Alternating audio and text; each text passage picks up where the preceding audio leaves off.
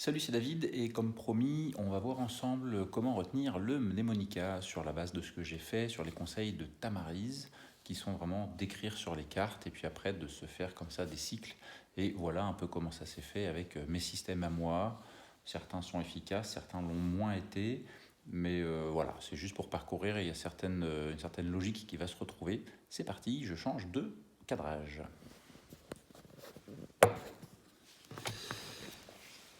Alors, ça donne à peu près ça. Sur toutes les cartes, en fait, sur le dos de toutes les cartes, j'ai marqué les numéros. Voilà, 46, 45. Donc, on va aller du 1 au 52 pour voir comment je les ai marqués.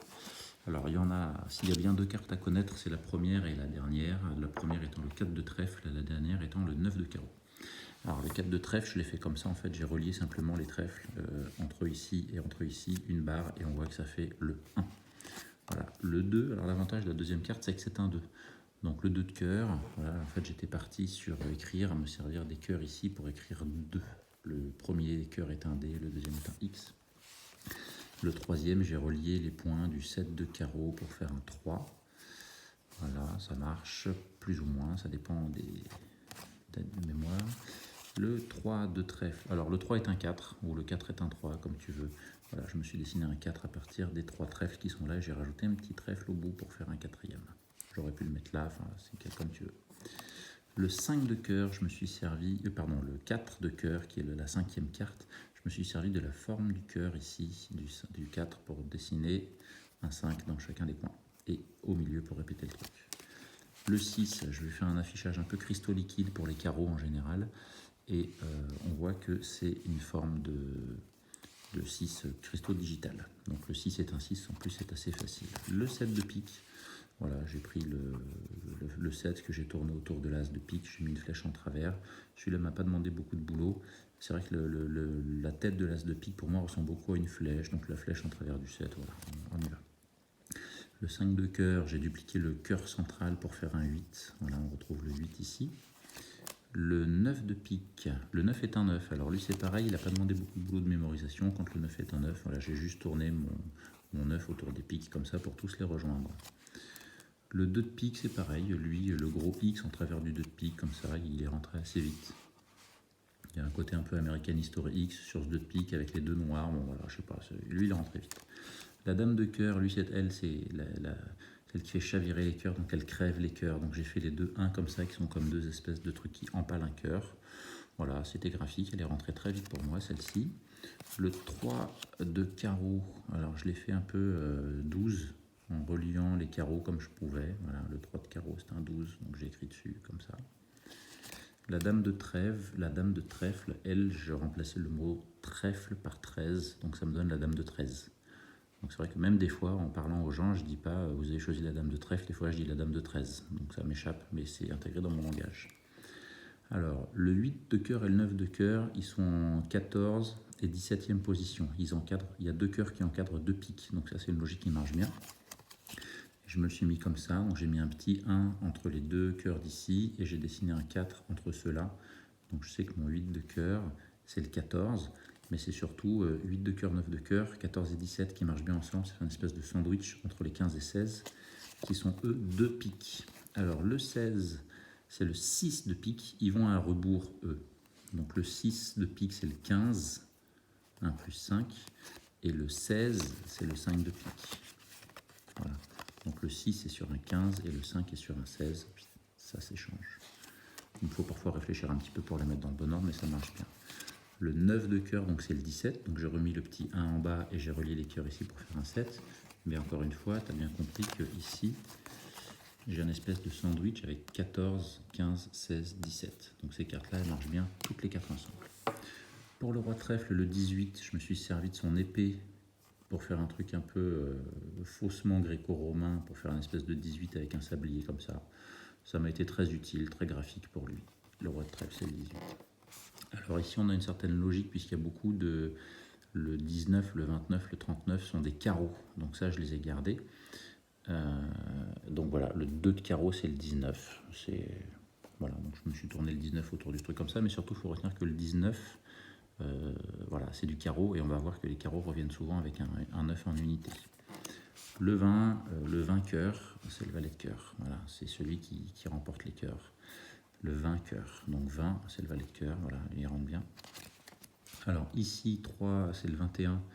Kinito, Kinito, c'est un jeu de dés à boire et c'est un jeu de dés à boire qui pique, donc c'est le pique, je l'ai appelé le pique Kinito. Et en plus, on boit 3 coups, voilà, c'était un truc vraiment en référence personnelle d'un jeu de dés qu'on appelle également le Maya, voilà. Donc moi c'est le pique Kinito, donc je sais que 21, voilà, 3 de pique Kinito. Lui il est rentré tout de suite, dès qu'on rajoute des choses personnelles, ça marche bien. Voilà, puis tu vois, je me suis mis un petit 3x7. Voilà, si ça t'aide, je ne sais pas. 3, 7, 21, Piquinito. Le 22, alors lui, il est symétrique. Le 22 et le 33 sont des 8. Et donc, j'ai joué sur les numéros symétriques 22, 33. Alors, le 8, je ne me suis pas trop pris le chou. Tu vois, je les ai reliés entre eux. J'ai mis une barre en travers pour dire qu'ils se répétaient. Enfin, bon. Voilà, le 8 de pique et le 8 de trèfle sont des 22, 33. Donc, ce sont des chiffres palindromiques. 2 x 3, 6, donc voilà, le 6 de cœur, tu vois, on retrouve ici d'ailleurs dans le schéma du 6 en rouge le 2 et en noir le 3. Donc 2 x 3, 6, 3 fois... donc on est 23, pardon, 2 x 3, 6, c'est le 23. Le 10, pour moi, il ressemble à une cible. Voilà, donc j'ai bien dessiné une cible avec des fléchettes et ne me demande pas pourquoi 24 points. Pour moi, voilà, je me suis dit le cœur de la cible, ça rapporte 24 points. Il est bien rentré comme ça. Et il faut savoir que le 24 et le 34 sont tous les deux des 10 noirs. Donc je sais que le 10 de trèfle, c'est ma cible. Et j'ai donc le 24 et le 34. Donc on rajoute une dizaine, ce sera le 10 de pique. Et on va le voir un peu plus tard. 25, 5 au carreau égale 25. 5 au carré égale 25. Donc 5 au carreau égale 25. Celui-là, il n'a pas été trop compliqué.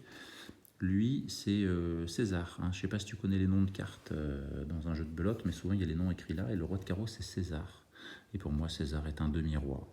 Voilà. Donc effectivement, c'était un empereur, soi-disant. Donc comme il est à la moitié du jeu, demi de 56, de 52, c'est 26. Donc je l'ai grisé sur une moitié. Donc c'est le demi égale 26. Le 27, je l'ai fait à la bretonne, tu vois, j'ai carrément écrit un 7 à côté de mon 2, j'ai fait un espèce de petit drapeau breton avec les petites étoiles comme ça. Voilà, 27.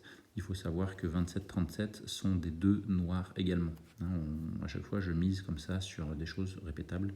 27-37 sont des 2 noirs. Voilà, 27, c'est mon drapeau breton avec ma petite fleur. Le 28, lui, je l'ai tourné aussi avec le 3 de cœur. Tu vois la forme, le 2. Alors, j'aurais pu le faire un petit peu mieux. Le 2 dans le cœur. Et on retrouve la forme des 2-8 ici, comme le 5 de cœur au début, si tu te souviens bien. Donc, on retrouve bien le 2 qui tourne autour du cœur et les 2-8 ici. Le 3 de cœur, c'est le 28. Le 8 de cœur, j'ai essayé de retrouver un peu le côté cristaux liquide où je rejoins tous les trucs avec le 2 ici. Donc c'est le 29, et donc tu te souviens, 19 c'était le 2 de carreau, 29 c'est le 8 de carreau. Donc on est à nouveau sur du carreau, donc ça permet déjà de savoir, un truc qui finit en 9, c'est plutôt du carreau. Voilà, donc celui-là est bon. Ensuite le 5 c'est le 30, donc j'ai fait un espèce de 3 qui tourne de trèfle en trèfle avec le trèfle du milieu qui est un 0, voilà, le 5 c'est le 30. Le 31, alors dans les noms de rois, le 31 c'est David. Donc il a été facile à retenir pour moi et je me suis quand même appliqué à faire un peu comme la logique du roi de trèfle, c'est-à-dire un 1 sur l'épée et dans le visage j'ai caché un 3, mais à partir du moment où je sais que moi, David, j'étais en 31e place, j'ai pas eu beaucoup d'efforts à faire sur celui-là. Alors lui il est rigolo, le valet de carreau de la même manière avec les prénoms sur un jeu de belote, c'est Hector. Et Hector, il est en 32e position, donc désormais ce valet de carreau, moi je l'appelle Hec 32. Voilà, j'ai raccourci Hector et 32, c'est Hec 32, donc je sais que le valet de carreau c'est 32. Et j'ai repris autour du J, j'ai dessiné un 3, et dans le carreau j'ai dessiné un 2 au cas où, mais Hec 32, ça m'a suffi. On enchaîne, hein, si tu te souviens du 22, là c'est le 33, tu as vu mon 8, si je fais un trait au milieu, c'est comme si je pouvais dessiner à la fois 2, 3 face à face et un trèfle qui se regarde. Donc j'ai à la fois 8, 33 du trèfle, donc 8 de trèfle, 33. Et on avait donc 22, 33 sur les 2 8 noirs palindromiques. Le 10 de pique, lui, il m'a donné beaucoup de mal. Lui, c'est du 34. Alors, tu vois, c'est du 3, 3, 4. 3, 3, 4, donc 34. Il m'a donné du mal, celui-là. Je me suis plus basé sur 24, 34. C'est les 2 10 noirs. Et avec mon 10 de trèfle en 24, celui-là en 34. Voilà. Ça a été un des trucs à apprendre un peu à la dure. Charles en 35, le roi de cœur. Donc ça, c'est les prénoms également. Alors, je connais quelqu'un qui s'appelle Charles. Donc Charles 35. Voilà, là, c'est vraiment référence personnelle. J'ai pas eu beaucoup de mal à le mettre, lui, simplement. J'ai pas de technique pour lui. Désolé. Lui, le valet de trèfle, il est en 36. Alors, regarde, si j'incline ici, autour du J, j'ai transformé le J en 6. En fait, le trèfle, pour moi, quand on le couche comme ça, il ressemble à un 3. Donc 36. Voilà. Le valet de trèfle, je l'ai fait comme ça. Et on va retrouver cette logique du 3 ici, un petit peu plus loin. Alors ici, le 7 de pique, pour moi, ça me faisait penser à un vol de mouette. Donc tu vois, j'ai rajouté un 3 ici pour 37. Le 7 est un 37. Alors 37, 47, de la même manière, sont aussi des 7 noirs. 7 de pique et puis le 47, 7 de trèfle. Donc ça, pardon, oui, 47... 46, 47, il est là, oui, 7 de trèfle. Donc tu vois, je l'ai 37 la mouette, comme ça me faisait penser à un vol de mouette, j'ai la rime, 37 la mouette. Voilà, pas beaucoup d'efforts là-dessus, c'est un vol de mouette. Alors que tu le prennes dans ce sens-là ou dans ce sens-là, je sais pas, il est orienté. Mais voilà, 37 la mouette. Le 38, je me le suis fait un peu à la romaine aussi en reliant les numéros. Tac, tac, tac, tac, tac. 10 de cœur, 38. Voilà, pas beaucoup d'autres techniques que celui-là. L'As de carreau, 39, tout de suite on finit 19, 29, 39, c'est que du carreau. Donc 39 ici, j'ai fait un truc qui tourne autour de l'As, mais principalement c'est comme ça que je m'en souviens. Le 40, j'ai dessiné un gros pic au milieu qui fait 40. Tu vois, j'ai rajouté un 0 autour du 4. Le 4 est un 40. Il est assez épuré au centre, donc c'est un 0. Voilà, tout va bien. Pas beaucoup de boulot sur celui-là de mon côté.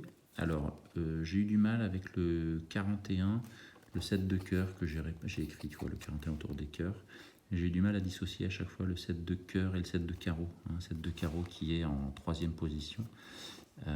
Voilà, donc lui, je me le suis rentré à la dure aussi. Ça, c'est mon enceinte Bluetooth qui s'est éteinte.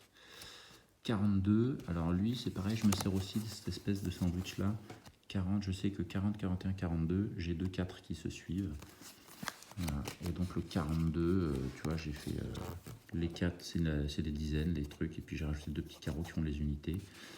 J'ai pas trop eu de technique, lui, à part de me dire que je sais que quand je suis sur un 40, j'ai 40, 42 côte à côte. C'est la logique. Ici, on a le 43. Alors lui, je le tourne dans l'autre sens. Mais tu sais, en langage geek, le A souvent passe pour un 4. Le A passe pour un 4, oui, c'est ça, ou le 4 pour un A, plutôt.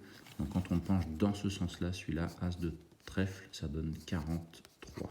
Voilà, c'est pas très bien écrit avec un gros feutre rouge, mais il se lit dans ce sens-là, contrairement au valet tout à l'heure de trèfle qui se lisait 36, mais lui c'est 43. 44, 9 de trèfle, voilà, j'ai caché des 4, j'ai relié les trèfles et j'ai caché des 4 dedans. J'ai pas eu de technique particulière pour lui, voilà, ça a été ça. Le valet de pique, il m'a fait chier, le valet de pique. Alors lui, en fait, je l'ai enlevé, carrément, je l'ai remplacé par un joker. C'était mon joker, je savais que 45, je me plantais tout le temps. Donc je l'ai carrément viré du jeu et je l'ai remplacé par un joker. Donc joker 45, hop, c'est valet de pique. Voilà, ça a été une technique pour moi radicale plutôt que d'essayer de m'en souvenir d'une autre manière. Voilà, donc c'est comme ça que j'ai fait. Tu vois. Ah, je sais quand je suis là, boum, valet de pique, c'est le joker. La dame de carreau, alors là c'est pareil, on a 46, 48, on a deux dames qui prennent en sandwich. Donc, et je sais que c'est la plus sympa des deux en premier. Donc la dame de carreau, je l'aime bien, elle est rouge, elle est jolie. Donc j'ai caché un 4 dans le carreau ici, voilà, dame 48, 46 pardon, et dans son visage un 6. Donc pas de technique particulière, à part 46, 48 sont deux dames. La 46 c'est la plus sympa des deux. Le 7 de trèfle, donc j'ai remis un 4 devant 47. Donc si tu te souviens bien, le 37 était le 7 de pique, le 47 est le 7 de trèfle, donc jusqu'à 37, 47 sont des 7 noirs. Le 48, alors elle c'est la deuxième dame, je sais qu'elle n'est pas sympa, c'est la dame de pique. Donc d'abord il y a la sympa dame de carreau et ensuite il n'y a pas la sympa dame de pique. Et donc j'ai une espèce de transformé en 8 noirs, cette espèce de pique ici. Voilà, donc 48, tu vois, je me suis servi du pique pour écrire 40. Et 8, voilà, c'est la dame noire. 49, tu te souviens, 19, 29, 39, 49. On est à chaque fois sur des carreaux. Et donc j'ai essayé de reprendre un peu l'affichage cristaux liquides en les rejoignant. Donc un 4 ici et un 9. Et ce sont également les... donc le 10 de carreau, je fais un peu comme si c'était le blason des 49ers. Je sais pas pourquoi, le 10 de carreau que j'ai associé aux 49ers, moi, c'est rentré tout de suite. Voilà. Le 6 de trèfle, alors si tu te souviens bien, le 5 de trèfle était une dizaine également, c'était le 30. Et là, le 6 de trèfle, c'est le 50. Voilà, donc 30, 50, 5 de trèfle, 6 de trèfle. J'ai pas beaucoup cherché, tu vois, c'est assez moche. Si je fais une espèce de 5 et un 0 pour dire 50, mais je me suis jamais trop servi de ça. C'était plus 5 de trèfle, 30, 6 de trèfle, 50, ça marchait bien. Je vais pas plus bosser là-dessus. 51, je t'aime. Donc l'as de cœur, tu vois, j'ai dessiné un. C'était une pub pour le pastis, ça, je sais pas si tu as connu. Et donc un espèce de 5 comme ça autour du cœur. Donc je t'aime. On retrouve donc mon 51, je t'aime. Donc l'espèce de pub pour le pastis, l'as de cœur en 51e position. Et puis lui, il n'a rien écrit dessus. Le 9 de carreau, c'est la dernière carte, il faut la connaître parce que c'est celle que tu as normalement toujours à la face de ton jeu. C'est le 9 de carreau, c'est le 49. Alors j'ai appris que le 49, il avait un petit nom, il s'appelait la malédiction d'Écosse. Voilà, donc c'est lié au blason, aux anciens blasons, parce qu'il y en a qui avaient ça sur leurs armoiries. Et donc c'était pour faire peur. Donc c'était la malédiction d'Écosse. Ça vaut le coup d'aller se renseigner sur l'histoire de cette carte, donc 52. Voilà, pour les méthodes de travail, je vais rechanger de cadre à nouveau. Ah, non, juste un truc avant. Si, pour les méthodes de travail, je m'en sers un peu comme des flashcards. C'est-à-dire que soit j'essaie de regarder vite fait que l'index et de me dire ça c'est telle carte, ça c'est telle carte, ça c'est telle carte. Soit de regarder que les dos. Donc tiens, la 1 c'est quoi, tiens, la 14 c'est quoi, tiens, la 22 c'est quoi, etc. Et après, ce qu'on peut faire, c'est mélanger une partie face en haut, une partie face en bas. Hop. Et ensuite, de se dire, bah, je vais avoir un coup un numéro, ok, un coup un numéro, tiens, un index, j'essaie de le retrouver, la carte avant de voir ce qui est écrit dessus.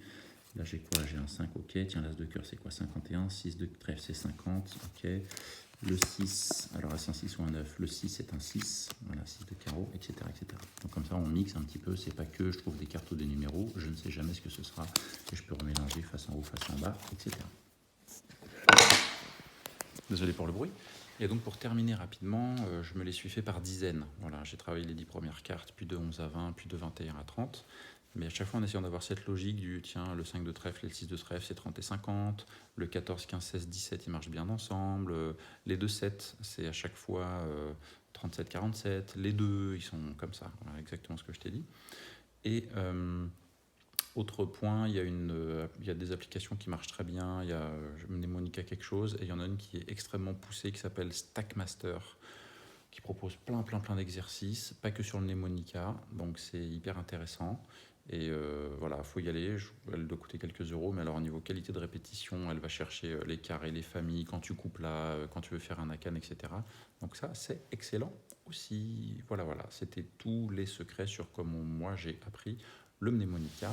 Eh bien, bon courage, à bientôt, j'espère. Et puis, faut pas hésiter à revenir vers moi pour des questions. Ciao, ciao!